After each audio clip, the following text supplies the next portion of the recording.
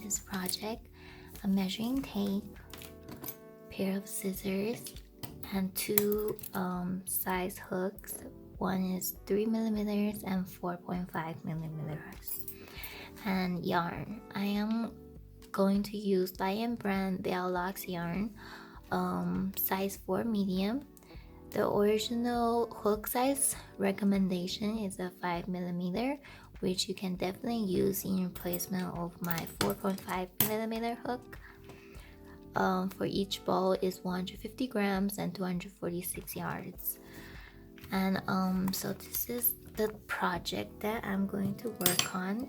It's sort of like a shawl type tube top sweater off the shoulder.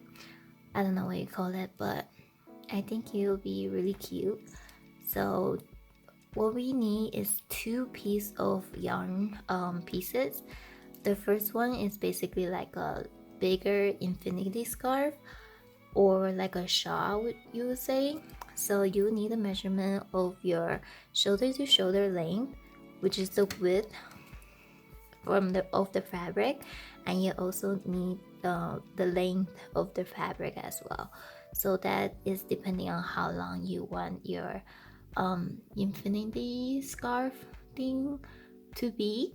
And I have two measurements here because I want to see how you'll be while making it. And then we also need another piece, is our tube top. Very easy. This time we're going to be super simple. You need the measurement of your waist, and from the length from your chest to the waist. So that's the two measurements that we have here. This is my waist measurement, and this is my length of how long I want my tube top to be. And then yeah, that's basically it. So let's just get started. Okay, so we're going to start off with our smaller hook size. Mine is 3mm. You could either use a 4mm if you're going to use the 5 hook as the recommended size is, because you want your ribbing to be a little bit tighter than your project hook, if you know what I'm saying. So just replace the 3 with a 4 if you are using 5mm hook for our next step. Okay, starting with a slip knot, and we're going to chain 6. What we are creating is our ribbing edges for our tube top. I usually like to have ribbing edges for most of my sweater or tops that I'm going to create, and because it looks nicer. But you can definitely don't need to do it if you don't want to. But yeah, so 1, 2, 3, 4, 5. See, this is actually quite hard to see it, so I'm gonna do it again. Especially velvet yarns, you wouldn't be able to see your stitches as clearly, so pay attention, because I wasn't paying attention. So I'm starting again. Where we are using single crochet for our ribbings. 2, 3, 4, 5, 6, and then we're going to do a single crochet in your fifth chain. 1, 2, 3, 4, 5, 5th chain to create your single crochet. 2,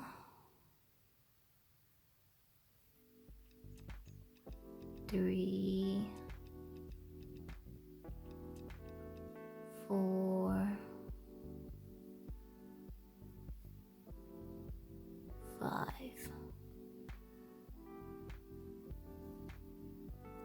Don't do this too tightly, make sure it's loose. And we're going to single crochet to the back loop only. So practice on a acrylic yarn, so you can know where is your back loop without trying so hard to find it. And this is what we are going to do for our ribbing. Single crochet the back loop only. Make sure you count your stitches because it's kind of hard to see it, or just pay attention, you know. Anyways, so 5, chain 1, turn your work around, and you're working on the back loop only. And this is what you will be doing until you have reached your waist length, width, yeah, enough to cover your waist. Yep. So let me just finish this, and I will come back after I have finished the whole ribbing edges, and I will show you what to do next. 5. Okay, chain 1, and yeah, I'm done after finishing my ribbing edges, and this is what it looks like. It's quite simple, a little neat, kind of work going on, I guess. Well, I just wanted to let you know that you should finish your last row of ribbing with your yarn sticking out the same way as your starter yarn. So like you'll be having 2 yarns out on the same way, and then you will be chain 1 and single crochet your edges, as there isn't any real chain holes to go into, so you just have to find your best and stick your hook into any area that you can find to create a single crochet. Okay, so the reason why I wanted to have the yarn sticking out the same way is because at this point we can actually crochet our yarn in the ribbing already, so you wouldn't have to come back and weave the edges in again. So you know, it's kind of like a one less step to do. So we're just going to put our yarn in between our work and single crochet. Go through, see, now it's locked in. So yep, that is what you will be going to do until you have finished your whole ribbing, first row single crochet kind of thing. I really don't know what to call it, but so I'll be putting my last single crochet, and you'll be chain 1 and turn our work around. What we want to do here is double crochet. So usually if we want to make our finished product edges straight, we'll be working on the second chain hole to keep the edges straight. So if you have ever watched any crochet beginning crochet tutorials, they will all recommend to do the second chain instead of the very first chain after when you turn your chain around. So there will be a little missing hole here, but that wouldn't matter because at the end we'll still have to attach these two together, so you wouldn't look that awkward. So we're just going to single crochet into your first single crochet chain, and this is what you'll be doing until we come back to the next row. So yep, so yeah, I am finishing my double crochet row, which is basically my second row of crocheting aside from the ribbing edges. What we're going to do for the next row is a single crochet. So turn chain 1 and turn our work around. Remember to always skip basically the first chain that is connected with this chain. So can't really see it because this is velvet, but so this is your hook. this is the first loop, the second loop, and then the third loop. This is where you're skipping, and we're going to our second loop from the chain hole. You know what I'm saying? But this is a way to keep your edges very straight for your project. I have done a project using every stitch there is, so the edges kind of like just turn out a little bit more like round, because it's kind of like a extended stitch. Yeah, I don't really know how to explain this, but that's what you'll be doing. So on your chain one and turn your work around, make sure to skip the very first stitch, and then we're just going to chain, whether if you're on your double crochet row or on your single crochet. So we're just going to alternate with double crochet and a single crochet until you finish your tube top, and then I'll come back and show you guys how I slip stitch the edges together. Okay, so here I am finishing my last double crochet from my last row of double crochet. I have a total of 17 rows of double crochet and 17 row of single crochet. So this is the side where I choose. I want it to be like be inside of the shirt, because I have some yarns that are sticking out from the reattachments. So this side is the side that I want it to be in the front. So I'm just going to slip stitch these two sides together. So afterwards, when I flip it around, this will be on the inside instead of the outside. You know what I mean? Slip stitch. So we're just going to do slip stitch for the whole sides to finish off our tube top.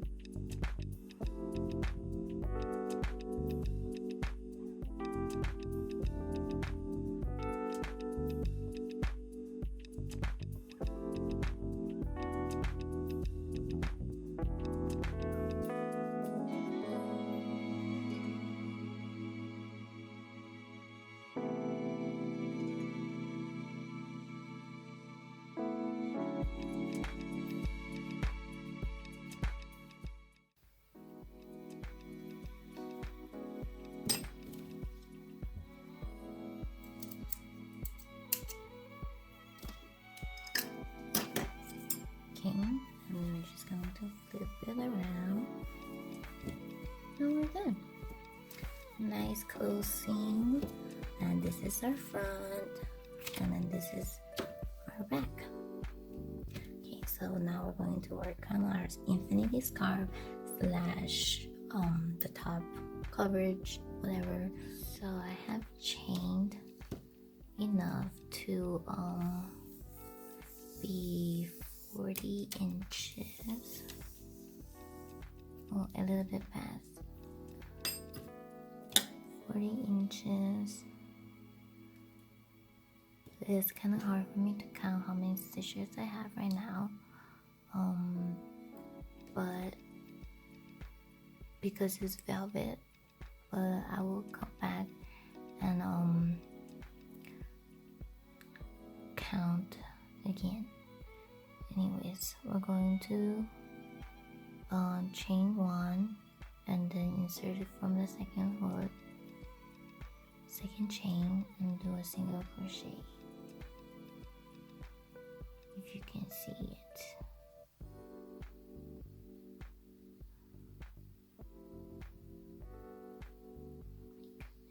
So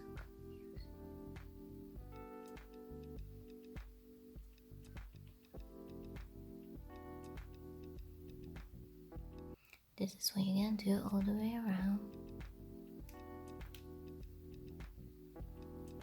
And then the next row will be a double crochet, and then the next row will be a single crochet, and the next row will be a double crochet again. So you'll be just alternating with single crochet and double crochet, and this is what you'll be doing until you either finish run out of your yarn or you have already reached your desired length, basically the the sleeve length, your tube top for your arm length, shawl length. Okay, and I'll be back after I finish that.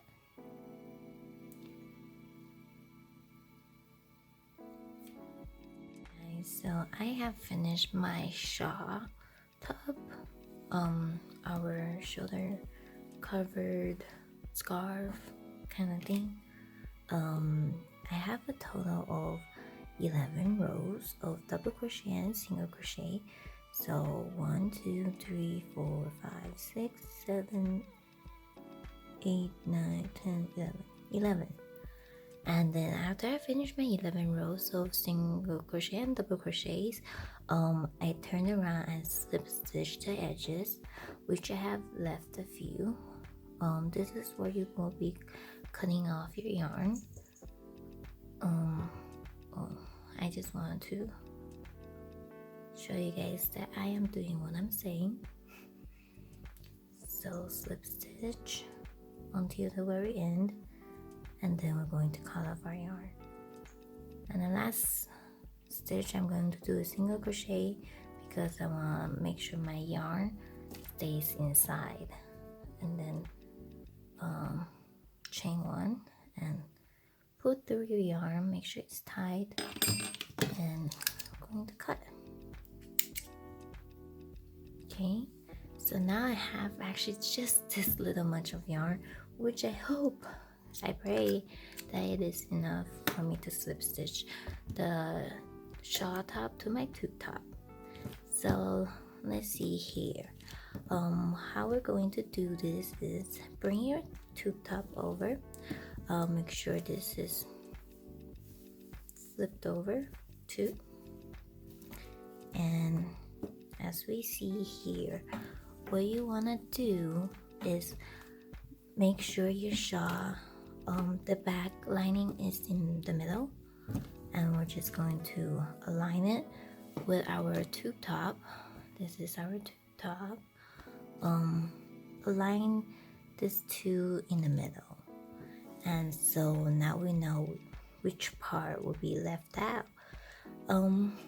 You will also need to measure your tube top to have your sleeve, your arm area cut off, because when you wear a tube top, there will at least be a little bit of area for your arm. And this is the measurement that I have: 15 chains left out for my arm on both sides. Okay, so what we are slip stitching is from the point that we marked off to the other point that we marked off. Make sure that it's aligned.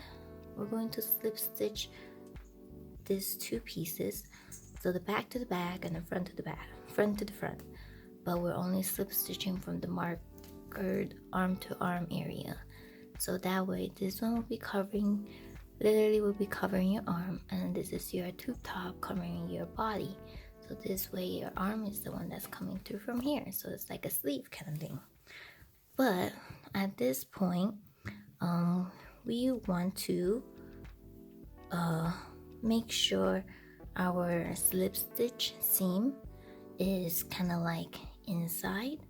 So when we wear our tube top, our shawl kind of thing, you want it to be like laid over on your tube top kind of thing, I just said that like twice.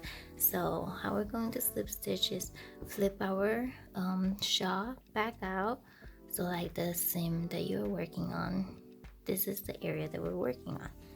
And so we're going to attach the seam to seam, so basically starting off from the edges. And I have this much yarn. Oh my god, I really hope I can make it for both sides, front and back.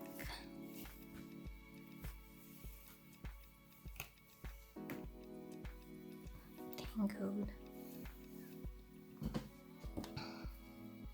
So I have my yarn untangled.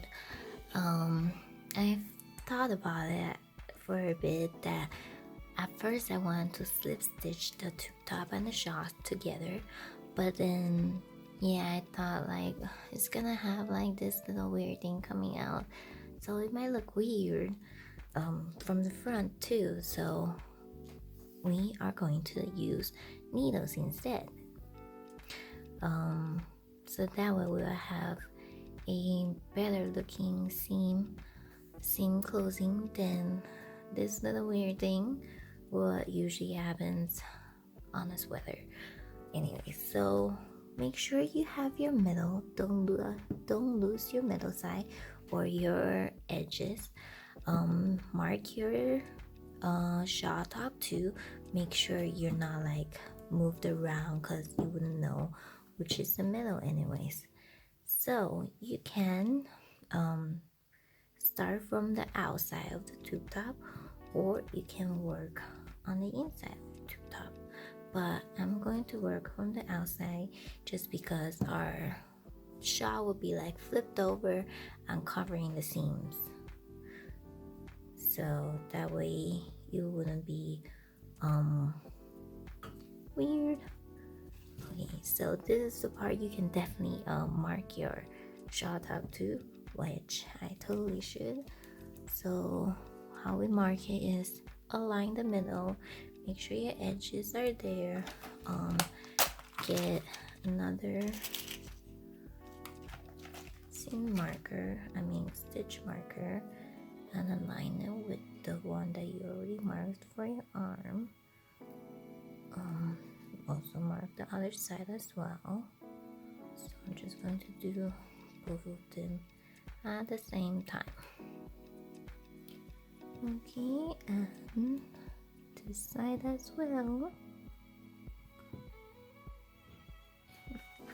So now we're just going to sew from the marker area to the marker area. Make sure it's just the back piece to the back piece and the front piece to the front piece.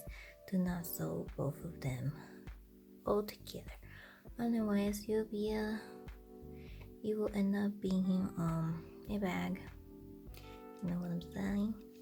Okay, so let me just flip over, and this is what we're going to do, which I hope that I have enough yarn for all of this. So we're just going to do a little simple sewing trick here.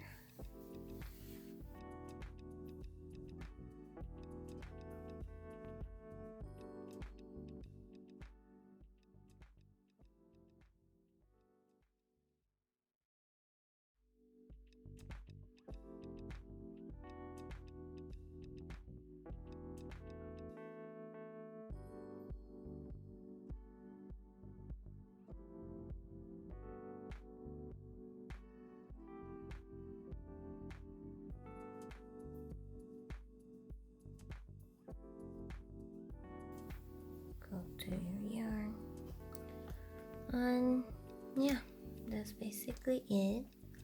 You can go back around it because you have enough yarn. I guess we have enough yarn, and cut off the beginning. Now we're going to work on our front. Okay, and so you work on that. I will be back and show you how it looks like.